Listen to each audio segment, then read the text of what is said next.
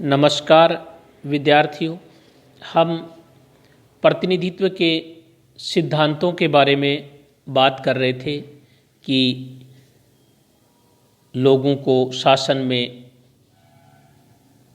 भागीदारी करने के लिए विभिन्न प्रकार की प्रतिनिधित्व प्रणालियां लाई गई हैं ताकि अल्पसंख्यक जो लोग हैं उनको भी शासन में भागीदारी निश्चित रूप से प्राप्त हो सके।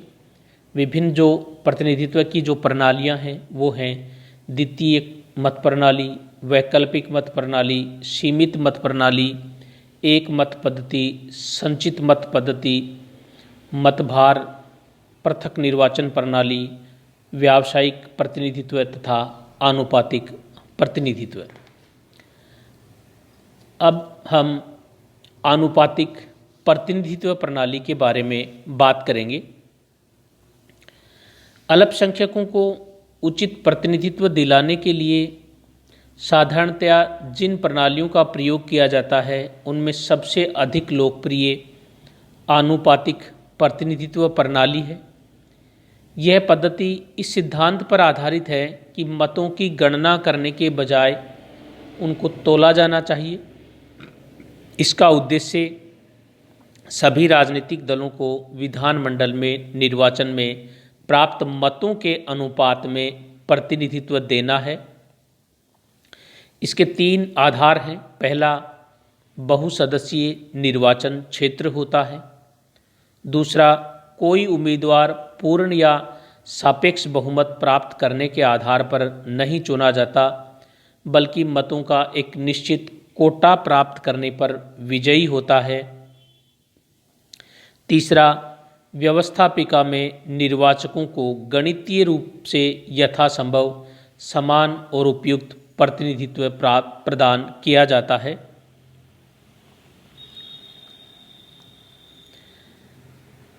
आनुपातिक प्रतिनिधित्व की कोई भी प्रणाली एक सदस्यीय निर्वाचन क्षेत्र पर निर्धारित नहीं की जा सकती। आनुपातिक प्रतिनिधित्व के 2 प्रकार होते हैं, एक एकल संक्रमणीय मत प्रणाली और दूसरी सूची प्रणाली। पहला इसका प्रकार है एकल संक्रमणीय मत प्रणाली।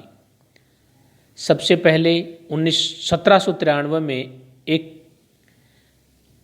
कार्ल आंद्रे ने इस प्रणाली का विकास किया। ब्रिटिश विद्वान थॉमस हेयर ने 1851 में इसे परिष्कृत रूप में प्रस्तुत किया, अतः इसे हेयर पद्धति भी कहा जाता है। इस व्यवस्था में देश बहुत से निर्वाचन क्षेत्रों में विभक्त कर दिया जाता है और प्रत्येक निर्वाचन क्षेत्र से कम 3 सदस्य चुन लिए जाते हैं। इसके अंतर्गत एक निर्वाचन क्षेत्र में सभी प्रत्याशियों के नाम का एक मतपत्र लिखा होता है और प्रत्येक मतदाता के पास प्रत्याशियों की संख्या के बराबर ही मत होते हैं। वह अपने मत 1, 2 या सभी प्रत्याशियों को डाल सकता है, लेकिन यह आवश्यक है कि वह प्रत्याशियों के नामों के आगे 1, 2, 3, 4 लिखकर अपनी पसंद प्रकट कर दे।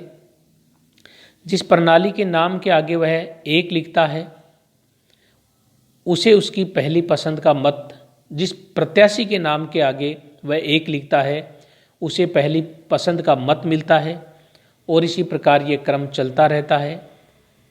इस प्रकार मतदाता चाहे तो सभी प्रत्याशियों को प्राथमिकताओं के क्रम से मत दे सकता है और चाहे तो कुछ को ही प्राथमिकता के आधार पर मत दे सकता है, लेकिन उससे ये अपेक्षा की जाती है कि वह अपने पसंद सही तरीके से भरे, अन्यथा उसके मतपत्र रद्द हो जाएंगे। मतों की गणना के समय एक निश्चित कोटा ज्ञात किया जाता है। यदि कोई प्रत्याशी मतों का एक निश्चित कोटा प्राप्त कर लेता है तो वह निर्वाचित मान लिया जाता है। इस कोटे के निर्धारण का सूत्र है कि वैध मत डालने वाले मतदाताओं की कुल संख्या में निर्वाचित होने वाले प्रतिनिधियों की संख्या में 1 जोड़कर उसका भाग दे दिया जाता है और जो भाज्यफल प्राप्त होता है उसमें 1 जोड़ देने से ये कोटा प्राप्त हो जाता है। इस निर्धारित कोटा के बाद में मतों को गिना जाता है।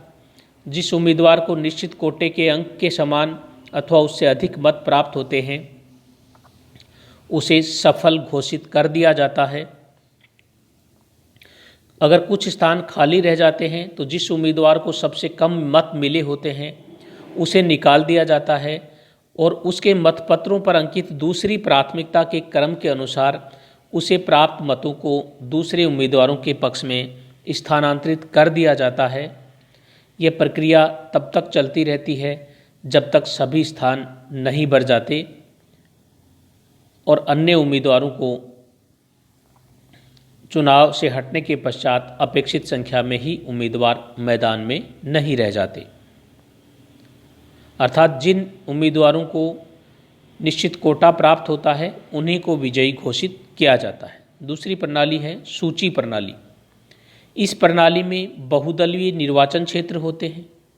इसके अंतर्गत उम्मीदवार व्यक्तिगत रूप से नहीं बल्कि दलीय आधार पर खड़े किए जाते हैं। प्रत्येक दल अपने उम्मीदवारों की सूची तैयार करता है। इसमें उम्मीदवारों को उनके राजनीतिक दलों के चिन्हों के अनुसार समूहों में सूचीबद्ध कर दिया जाता है। जितने स्थानों को भरा जाना है हर दल उतनी संख्या में अथवा उससे कम अपने संभावित उम्मीदवारों की सूची प्रस्तुत करता है। मतदाता अपने मत किसी भी दल की पूरी सूची के पक्ष में देते हैं, व्यक्तिगत उम्मीदवारों को नहीं। डाले गए मतों की संख्या में निर्वाचित होने वाले प्रतिनिधियों की संख्या से भाग देकर निर्वाचक अंक निकाल लिया जाता है। इसके पश्चात दल द्वारा प्राप्त मतों की संख्या को निर्वाचन अंक से भाग देकर ये निश्चय किया जाता है कि प्रत्येक दल कितने स्थान प्राप्त करेगा, अर्थात निर्वाचन में किस दल ने कितने प्रतिशत मत प्राप्त किए हैं और उसी प्रतिशत के अनुसार विविध दलों में स्थानों का बंटवारा कर दिया जाता है और इसके आधार पर राजनीतिक दलों में सीटों का बंटवारा कर दिया जाता है और प्रतिनिधियों का चुनाव कर लिया जाता है। आनुपातिक प्रतिनिधित्व प्रणाली के हम गुणों की बात करें तो इससे एक तो सभी वर्गों को उचित प्रतिनिधित्व प्राप्त होता है। दूसरा, बहुमत की निरंकुशता का भय नहीं होता है। तीसरा, इसमें कोई मत व्यर्थ नहीं जाता है। लेकिन इस पद्धति के कुछ दोष भी हैं कि यह एक जटिल प्रणाली है और दूसरा, मतदाता और प्रतिनिधि में सीधा संबंध इसमें नहीं रहता है।